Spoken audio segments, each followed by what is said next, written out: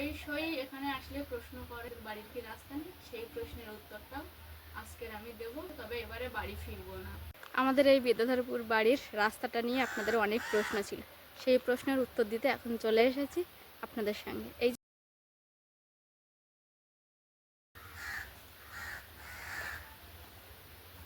নমস্কার, সাথী বিপ্লব ব্লগের আরও একটা সম্পূর্ণ নতুন পর্বে আপনাদের সকলকে স্বাগত জানাচ্ছি। প্রিয় দর্শক বন্ধু, সকালবেলা আমাকে এখন অফিসে বেরিয়ে যেতে হচ্ছে। আপনারা যতক্ষণ আমি বাড়িতে আবার ফিরে আসছি ততক্ষণ আপনারা সাথীর সঙ্গে এই সময় কাটান। দেখা হবে এসে আপনাদের সকলের সঙ্গে, তবে হতে পারে একটা আজকের রাত হয়ে যাবে। ছুটির পরে বিপ্লববাবু প্রথম অফিস যাবে, মানে 2-3 দিন মতো ছুটি ছিল, তারপরে প্রথম মানে প্রেশারে ভাত বসিয়ে দিয়েছি, আর এখানটায় একটু পটল ভাজা করছি।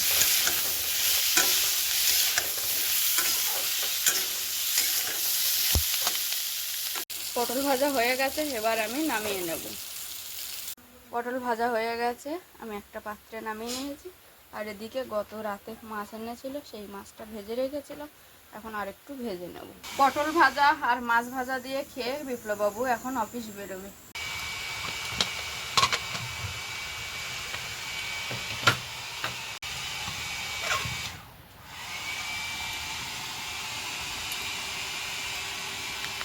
পটল ভাজা, গরম ভাত, সঙ্গে মাছ ভাজা। আর আমি জানি তুমি তাড়াতাড়ি বার হবে, ওই জন্য করেছি।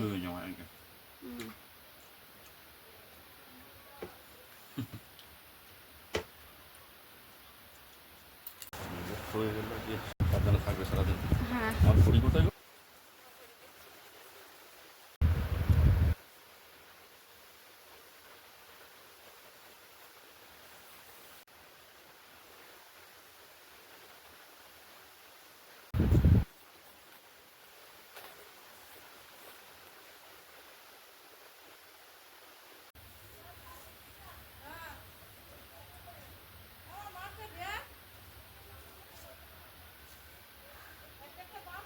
সকালে উঠে বাসি বিছানাটা তুলে নিয়ে একদম ঝেড়ে পরিষ্কার করে নিয়েছি। সেই সঙ্গে যে বিপ্লববাবু একটু আগেই জাস্ট অফিসে বেরোলো, আর জিনিসপত্র এটা নামাচ্ছে ওটা নামাচ্ছে করে অনেক জিনিসপত্র ছিল, কয়েকটা তুলেছি, আর এখন এই কটা তুলতে হবে।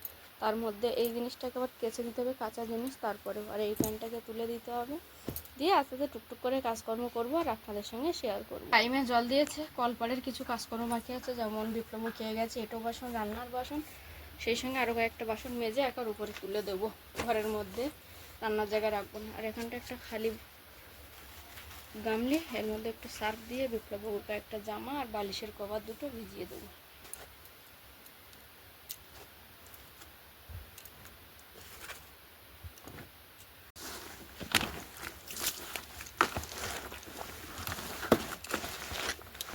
জামা কাপড়গুলো ভেজানো হয়ে গেছে, এবার বাসনগুলো মেজে ততক্ষণ এই জিনিসপত্রগুলো একটু ভিজবে।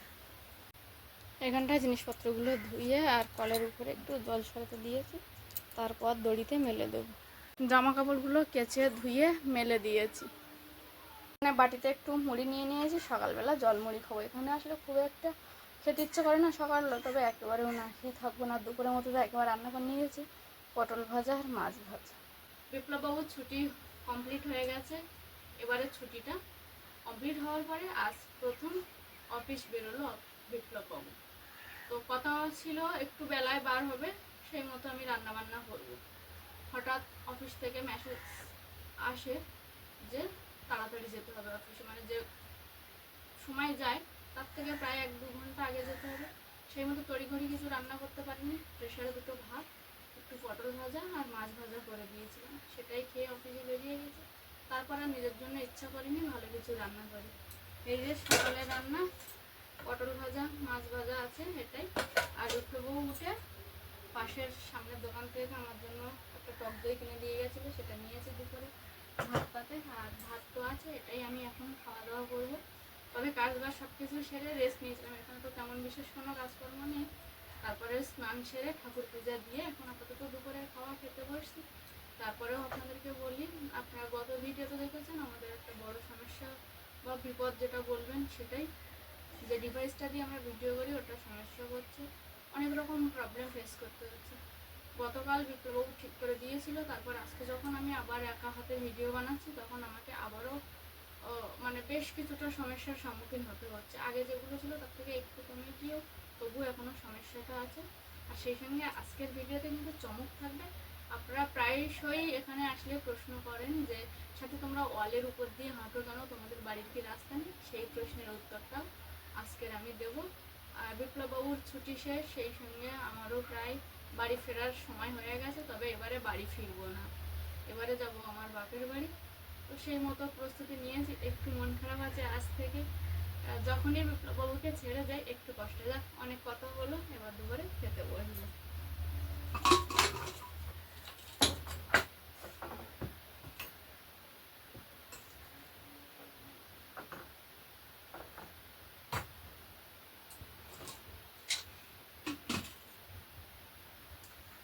ভাত বেড়ে নিয়েছি। আর এই সময়টা খেতে ভীষণই কষ্ট হয়। একা একা খাওয়া তো একদমই অভ্যেস নেই। যেহেতু ঝড়মিতে থাকলে আমরা চারজন যাই করি না কেন একসঙ্গে খাওয়া দাওয়া করি। এখানে আসলে বিপ্লববাবু আর আমি দুজন একসঙ্গে খাওয়া দাওয়া করি। যখন উনি অফিস বেরিয়ে যায় তারপরে যখন একা একা খেতে বসতে হয় খুব খারাপ লাগে।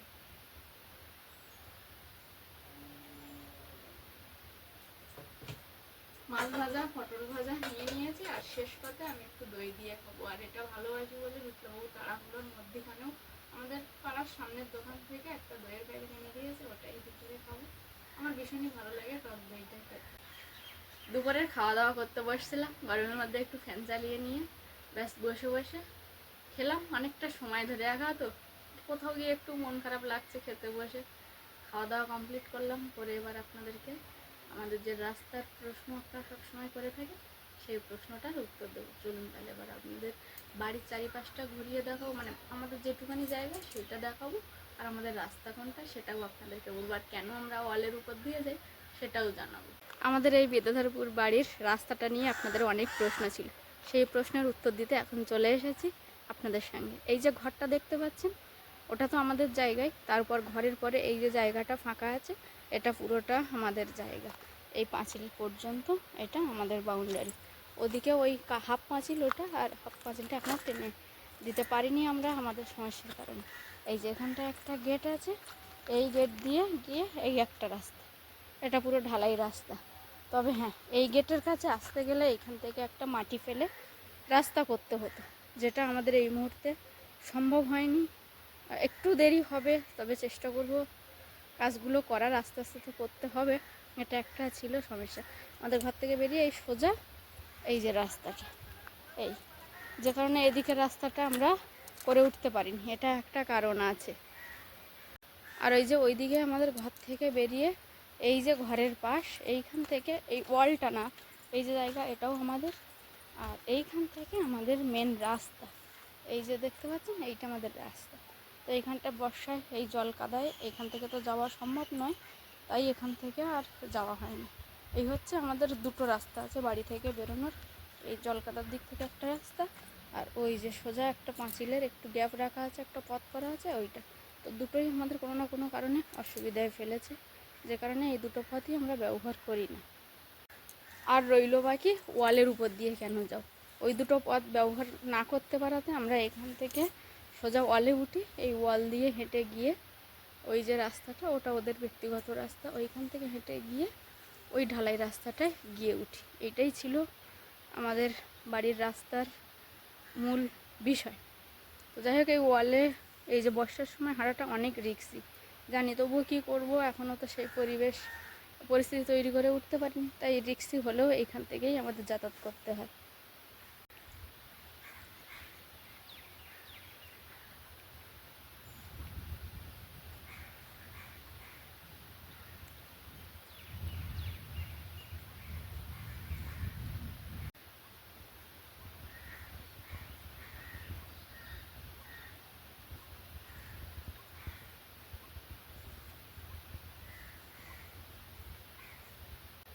আজকের এই ভিডিও বানানোর পরে মনে হচ্ছে, আশা রাখছি আপনাদের প্রশ্নের যথাযথ উত্তর আমি দিতে পেরেছি বুঝিয়ে। আগেও দুই একবার বলেছি, হয়তো সেখানে কোথাও আমাদের খামতি ছিল, যে কারণে আপনাদের বুঝতে অসুবিধা হয়েছে। তবে আজকের কিন্তু একেবারে ঠিকঠাক করে বুঝিয়েছি, মানে ভালো করে, নিজের তো স্যাটিসফ্যাকশন হয়েছে। জানি না আপনারা ঠিক করে বুঝতে পারছেন না, কমেন্ট বক্সে জানাবেন যে বুঝতে পেরেছেন কিনা উত্তরটা। আমাদের ঘরের বাইরের এইটুকানি জায়গা আমাদের মাটি ফেলতে পারলে পুরো কমপ্লিট হয়ে যাবে। গেলে আমরা এই দিকে রাস্তাটা ব্যবহার করব, তখন আর এই ওয়ালটাকে আর ব্যবহার করতে হবে না, কারণ এই ওয়ালের এটা আরেকজনের পাঁচিল, এটা অন্য আরেকজনের জায়গা। আর এই ওয়ালের পাশ থেকে এই জায়গাটা হচ্ছে আমাদের। বিদ্যাধরপুর বাড়িতে যেদিন প্রথম আসি তার পরের দিন প্রচণ্ড পরিমাণে বৃষ্টি, তারপর উঠে উঠে পরপর এই কয়েকটা দিন বেশ সুন্দর ঝলমলে রোদ দিয়েছে।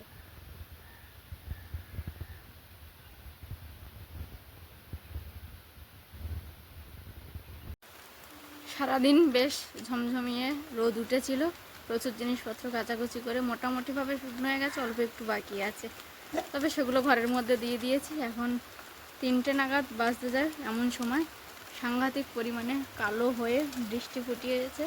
অলরেডি বড় বড় বৃষ্টির ফোঁটা পড়ছে, মেঘের অবস্থাও ঘন কালো ঘটা মেঘ করেছে।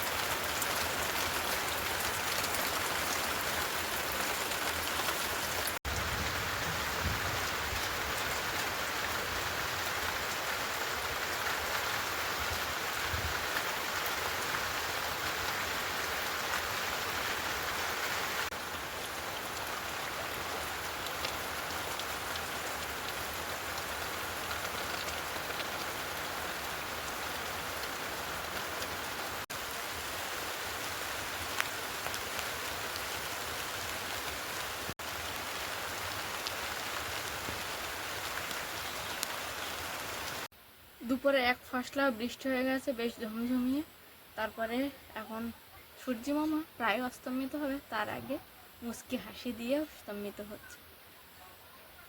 দুপুরে খাওয়ার পরে বৃষ্টি আসে, তারপর একটু রেস্ট নিলাম, নিয়ে এখন 5টার দিকে উঠেছি, দুটো মুসাম্বি লেবু কেটে নিয়েছি, এই দুটো এখন খেয়ে নেব। মুসাম্বি লেবু খাওয়ার পরে এই যে সামনের আমাদের এই বাড়িটা, ওখানে একটু দিদিটার সঙ্গে গল্প করে সন্ধ্যাবেলা বাড়ি আসলাম। এখন সন্ধ্যা নেমে গেছে, তবে একটু রান্না বান্না করে আর বিপ্লববাবুর জন্য ওয়েট করবো যে কখন সেই মানুষটা বাড়ি আসবে, আর একটুখানি তার মুখটা আমি দেখব। এখানে আমরা থাকি, এবার পাশাপাশি থাকতে গেলে কয়েকজন প্রতিবেশীর সঙ্গে খুব ভালো একটা বন্ডিং তৈরি হয় না, তেমনই আমাদের সামনের বাড়ি দিদির সঙ্গে আমাদের খুব ভালো বন্ডিং। গত দিনে এই বাটিতে করে বিপ্লববাবু একটু যে পাস্তাটা বানিয়েছিল ওটা ওই দিদির ছেলের জন্য দিয়েছিল। ওর ভালো নাম নয়ন, তবে আমরা চিন্টু বলে ডাকি।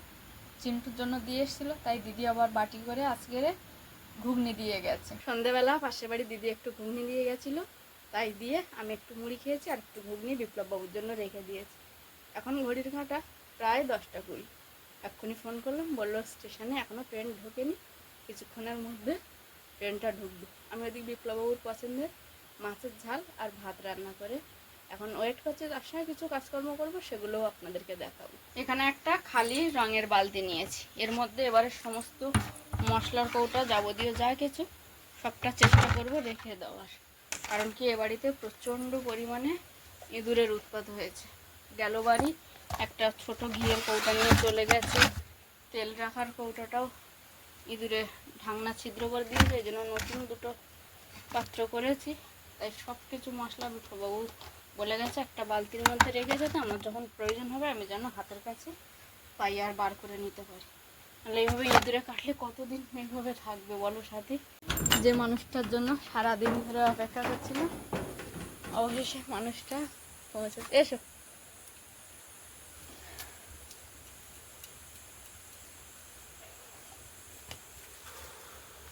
গরম পড়েছে খুব বলো আজকে। প্রচন্ড গরম, তার মধ্যে আবার এক ঝলক বৃষ্টি হয়েছে। কখন? ওই দুপুর 2টো 2:30 3টে নাগাদের মধ্যে হয়েছে। ঠিক একটা গোটা দিন পেরিয়ে গেছে, আর গোটা দিন পেরিয়ে রাত্রি ঘড়ির কাঁটা 11টা। আর আমরা আজকের এই রাত্রিবেলা এবারের মতো পাশাপাশি বসে দুজনে স্ক্রিন শেয়ার করছি, কারণ রাত পোহালেই আমি আমার ব্যস্ত কর্মজীবনে ব্যস্ত থাকব, আর সাথী ফিরে যাবে গ্রামে। আপনারাও সাথীর সঙ্গেই যাবেন, সেই সাথে সাথে গ্রাম বাংলার চিত্রগুলো ফুটে উঠবে সাথী বিপ্লবের ক্যামেরায়। আপনারা নিশ্চয়ই অবগত আছেন যে আমরা যে ডিভাইসের সমস্যায় পড়েছি এবং আমাদের যে বাজেট ছিল, আমরা মনস্থির করেছিলাম যে আমরা একটা বাজেট থেকে সেটা রিকভারি করব, কিন্তু আমরা যে ডিভাইসটার জন্য মনস্থির করেছিলাম সেই ডিভাইসটা মার্কেটে আনঅ্যাভেলেবেল হয়ে গেছে।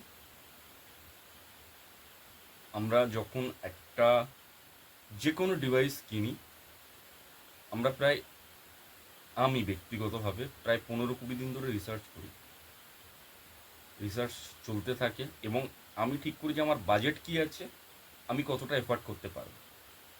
আমাদের যে পরিমাণে ইউটিউব থেকে আর্নিং হচ্ছে, প্রথমেই আমি মনস্থির করেছিলাম যে একটা বড় বাজেট এফোর্ড করব, কিন্তু অনেক কিছু ভাবলাম যে পরিমাণে আমাদের আর্নিং আমরা করছি, সেখান থেকে আমাদের কি এই বাজেটটাকে আমরা এফোর্ড করার মতো সময় আমাদের এসেছে। কারণ একটা স্টেপের পরে গিয়ে আমরা সেটাকে রিকভারি যদি না করতে পারি, তাহলে আলটিমেটলি আমরা বিগ জিরো। আমাদের অ্যাসেট বলতে শুধুমাত্র আপনাদের ভালোবাসা এবং আশীর্বাদ। ওই যতটুকু মানুষ আপনারা আমাদেরকে দেখছেন, সেটা খুব খোলা বাংলায় বলতে গেলে যে শিল্পসত্তা, যে কথাবার্তা, যে ধরনের ভিডিও আমি ব্যক্তিগতভাবে পছন্দ করি বা উপস্থাপনা করতে চাই, আজকের সময়ে এসে তার বিন্দুমাত্র আমি আপনাদের কিচ্ছু দিতে পারি না। ক্যামেরার এপার থেকে যে ধরনের কোয়ালিটি, যে কথাবার্তা, যে প্রোডাক্টটা আমি আপনাকে দিই, সেটা মনে হয় বিগ জিরো। আমি আপনাদেরকে কিছুই দিই না।